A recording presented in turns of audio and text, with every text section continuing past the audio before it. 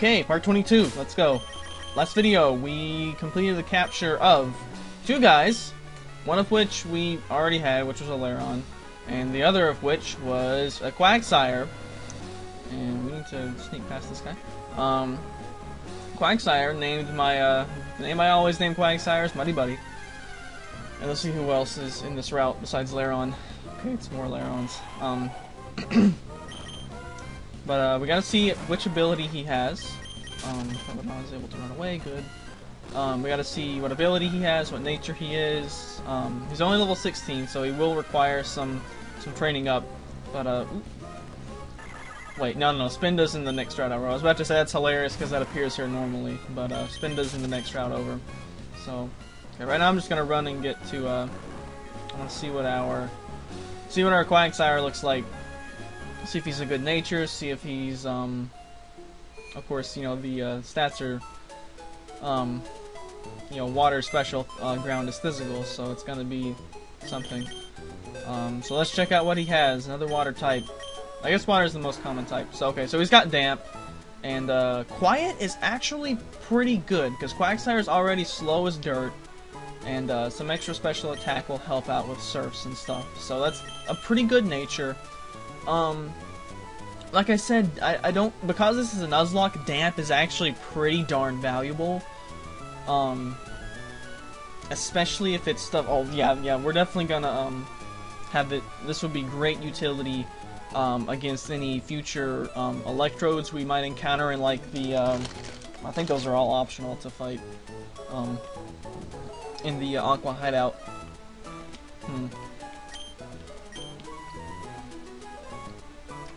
Let's check and see what moves it learns.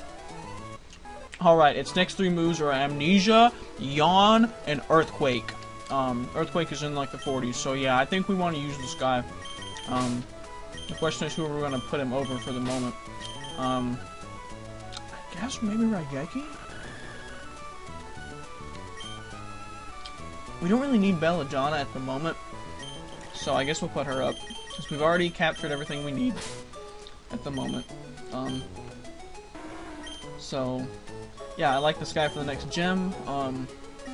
He covers his special D with Amnesia, if I need to do that. He's got pretty good special D anyway. That's actually pretty good. Pretty good, I guess. I'm not like trying to check his IVs or anything. Slam sucks. It's one of the worst moves in the game. Just use strength. We got Water Gun, and hey, we finally have a powerful stab ground type move. At this point, I consider 55 to be powerful. So we're gonna take him along, and we're gonna give him the experience share. So yeah, so I like this guy. We're gonna use him at least for the time being. You know, we know that Belladonna and Raigeki are going to be long-term needed party members, as well as Crush Straw. And another thing is we could use a stalwart, physically defensive guy who's got Surf to take on the twins and their Earthquake happy water weak guys. So I think if we can keep Crush Straw, or if we have to Aerial, Crush Straw and/or Aerial. And MuddyBuddy alive. I think the twins fight the you know, the Tate and Lisa. I think that will actually be pretty not so bad. Normally it's a really hard fight. At least in Emerald. In Ruby and Sapphire it's easy. They just have two guys. But Emerald, their team gets a lot harder. They have 4 hyper potions between them, and yeah, it's way harder of a fight. We're gonna Aurora Beam since it's the same effectiveness and higher base power, and they're both stab.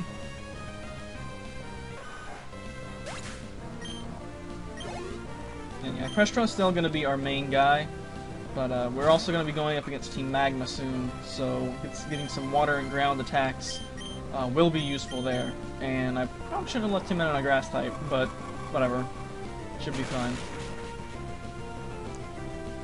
I don't even know if that thing gets like any grass-based offense at that level anyway. It just gets like weird stuff.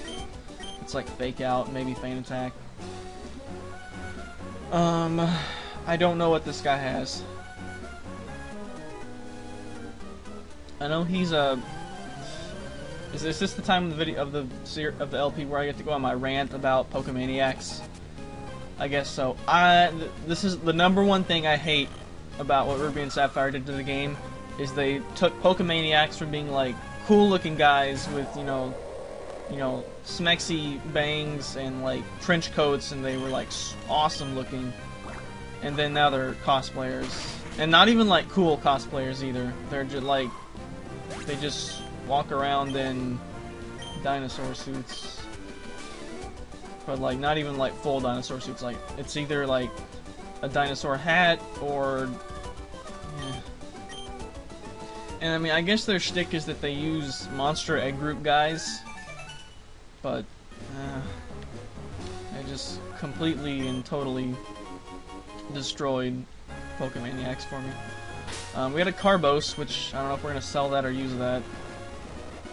There is a route in this game. Where is it? It's right of Mauville, right here, Route 118. Very good route. Oh, is that the same as the fishing? I guess so. Oh, did we already? No, I don't think we got a guy there. Did we? I'll have to check and see. I don't remember if we got a guy for that part of the game. Yeah, I'm gonna keep MuddyBuddy out of direct fighting for the time being until he gets up to like at least 18 or so. So, it's like, I mean, MuddyBuddy probably would have been fine against that, but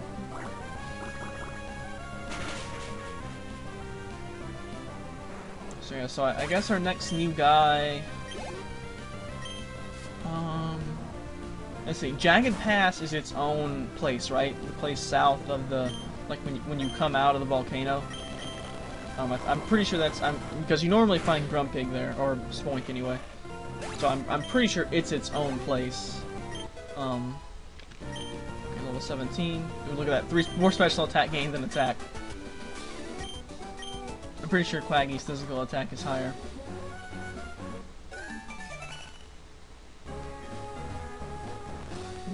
I think we fought everyone else except him.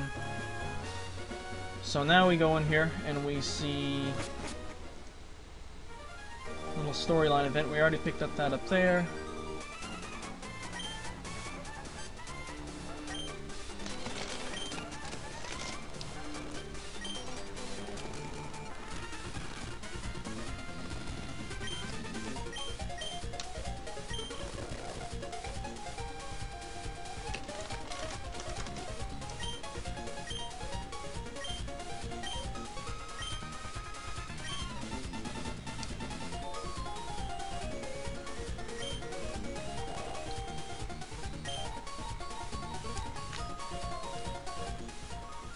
Alright, so here's Professor Cozmo, who's probably the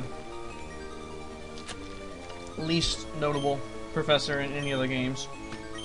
But he does have a supporter card for him in the card game, and I want to say it's actually pretty good. I want to say it's like flip a coin of heads, draw your top 2, of tails, draw your bottom 3 cards, something like that. I don't know, something like that. I know I used to run it anyway, so if I ran it, it must have at least been decent. Like I ran it in tournament decks, so probably in my good old Dark Crobat deck that I love and cherish. So Crushstraw's level 31, and trying to learn Hail. As many ice types as we have, that's actually sort of tempting, but no, we're not going to learn Hail. I mean, it doesn't give any bonuses besides the damage per turn, so... And we find a Moonstone. Too bad the only things we have that evolve with Moonstone are already evolved, so... So out here, in the main part of Route 115, really, there's a fighting type dude. I did not bring Belladonna. Almost everyone on the team is weak to fighting, so I'm not gonna fight him. And that looks like a battle girl, so I guess that means we're not gonna come this way right now. because I'm a little bit fighting weak still. That's another thing that MuddyBuddy gives me, is some, you know, he's not resistant to fighting, but he's... Ooh! Is it Emcee? No, it's not Emcee. I think Emcee's male. Yeah, I almost wish we would have got this now. Let me see what this has. Okay, so we're looking at T-Shock, Wave, Tackle, and Growl.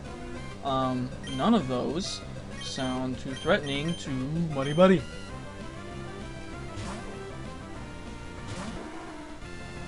MuddyBuddy.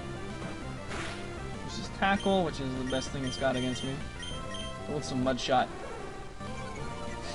God, that hurts me to kill a female Ampharos. Because it reminds me of Jasmine, even though it's not Steel type.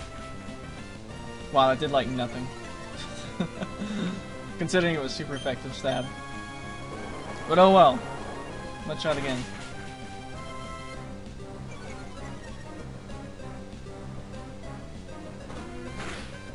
Tackle. Or did I get growled? Maybe that's why. I mean, maybe I got growled and that's why I did nothing. I wasn't like paying attention again. Again, if I had unaware. No. So bad. I'd almost lead with. Matter of fact, perhaps I will. Lead with MuddyBuddy in here. I don't think we're gonna do a grind session in here unless I find like some more ground weak guys who, and/or people who can't touch MuddyBuddy. Doesn't the token? Ooh. Seriously, that's hilarious. It's hilarious because Lunatone appears in here anyway. Hold on, we'll check what it has. Okay, it does have confusion. But with the I don't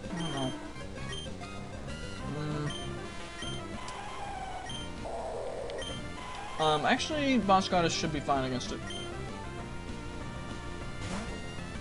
Despite the rash nature.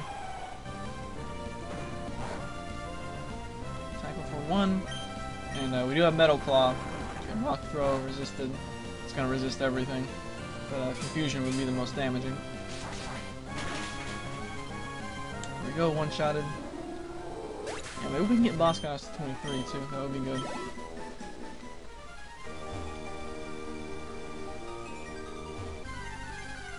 There's probably hidden items in here, but I almost never bother with hidden items. Okay, good. Another Ampharos.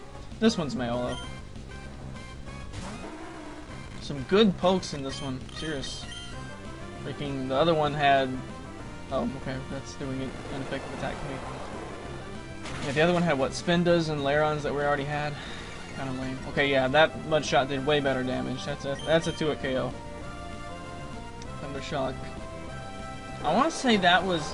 like the first time that the anime correctly applied ground typing principles to Pikachu's attacks was in the opening of that was it, movie 3? Yeah, it must have been the first Johto one, which contains one of my favorite songs ever used in the anime.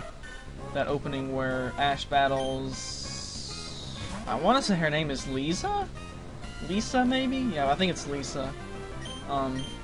I think there's some like piece of trivia where she's voiced. Every other female character is voiced by, except maybe Misty. I'm not sure. Is voiced by Lisa Ortiz. I think that's her name. And the one character whose name is Lisa is not voiced by that person. So let's see what Togepi has. I'm just not even Sweet Kiss. Okay, just not even concerned about Togepi. Togglebee. Togglebee, I think that's what my mother used to call it. Okay, Togepi has Yawn. I should make a Yawn Togekiss. Water Gun it to finish it off. So let's see, we've seen in here, what, 3 different guys. Togepi, Lunatone, no, 4 different guys, including the Quagsire that we caught. But wow, Ampharos seems to be pretty common, so... I guess I would have liked Ampharos just for the Jasmine factor, but in terms of, yeah, I think so far I think we definitely got the best one we could have gotten in terms of gameplay. Although if we had gotten Lunatone, I could have named it Lunachild, and that would have been like all peachy keen. So And then if I got a Star Emulator, I can name it Star Sapphire. But maybe we'll get a Star Emulator would be sweet to get, actually, because it would get Recover. I'm pretty sure you can get Recover on it. Okay, Spearow. I do prefer the Spearow line to. Ooh. Sorry about that, guys. I'm gonna have to edit out that volume spike. Most likely, my headphones came out. Let's do Water Gun. It's gonna be leering.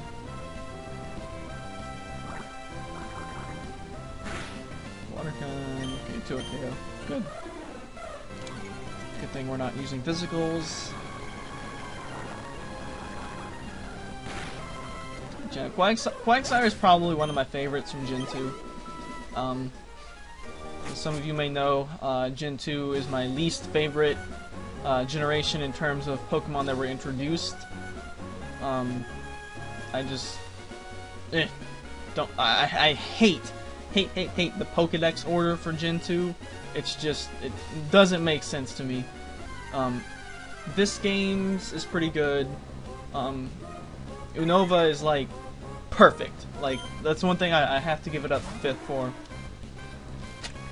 Is 5th had really good Pokédex ordering. You know, it's the order, pretty much the order you encounter the guys in the game. So that's what I ask for, is make it be the order I encounter the guys in the game, and if they're post-game, then put them closer to the end. So yeah. But 2nd gen was just like, oh no, we're gonna throw Chinchou and Lantern near the front, even though you don't get them, and we're also gonna put these babies that you can't encounter until post game. You know, like, why did they split the babies up? Like, I don't understand that. I mean, at least within like each grouping of babies, like there's what, like the first group near the start of the Pokédex are the ones that evolve by happiness. And then the ones at the end, the Smoochum, Elekid, and Magby, those are the ones that evolve at level 30. But, like, why split those up? I don't know, it just bothers me. And everything about Gen 2's Pokédex is just so wrong to me. Did we fight these guys? We must have, come on. We did, right? Yeah. Okay, so I guess we're heading back to... Oh, serious? Okay, we need to deposit some stuff then. Good thing I checked before we got too far from the center, huh? Okay, let's see what we can drop off. Kooper's PC. We can drop a nugget. I don't think we can find nuggets anymore. Energy powder, Carbos. We gotta keep our flutes. We don't need a hyper potion right now. Max Ether. Don't need that right now. Revive's obviously useless in Nuzlockes.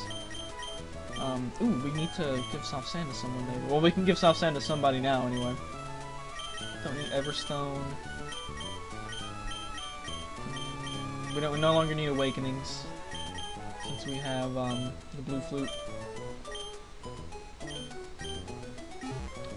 Alright, that's good. Okay, Dasher, what do you got for us? Ooh, rare candy. Nice.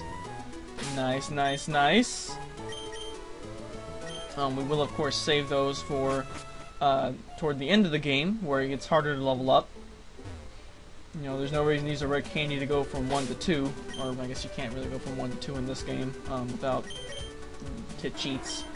I'm trying to think who is in this route. I forget exactly who's in this route, but I know that Crush Draw pretty much owns it, so we'll just go with that. I'm just gonna run straight through. I guess we'll get to the old lady's rest house, and that'll be it for this video. Okay, Bikini. This will be Roar, being back at the start. I know that Venomoth appears in here, but we actually didn't find it too much in the grind session, so... and yeah, we did get all the flutes, right? I think we even got the red flute, didn't we? Which I didn't say that we needed, but I think we got it anyway. Didn't we? No? I thought we got the red flute. Oh well, so I guess that's something else we can work toward, so that's good. gonna move those to the top. So, yeah, so we don't actually, I guess we don't need persimmon berries. I mentioned that, I think it was last video. I guess that means we don't need persimmon berries. Here's this enemy Drowsy. And I guess we'll Aurora Beam it. Oh, I need to check and see what's higher. Crush Straw's attack or special attack?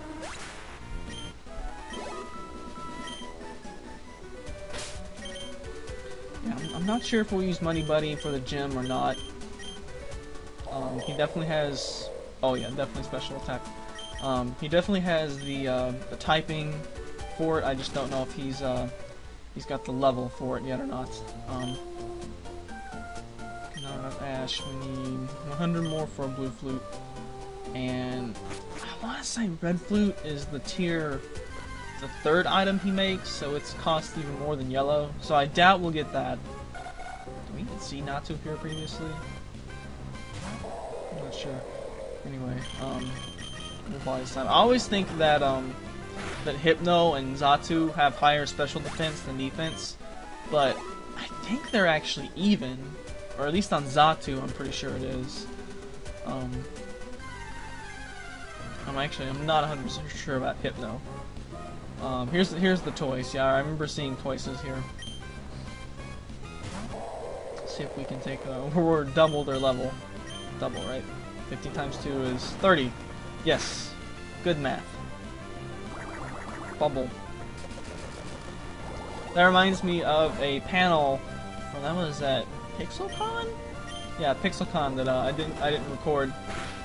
Where the two gentlemen from the HM7 panel, for those of you who watched that, were explaining like a like a survival guide to Pokemon, like explaining why you should start with Bulbasaur because Bulbasaur has vines and can pick fruit for you and cut things with razor leaves and stuff.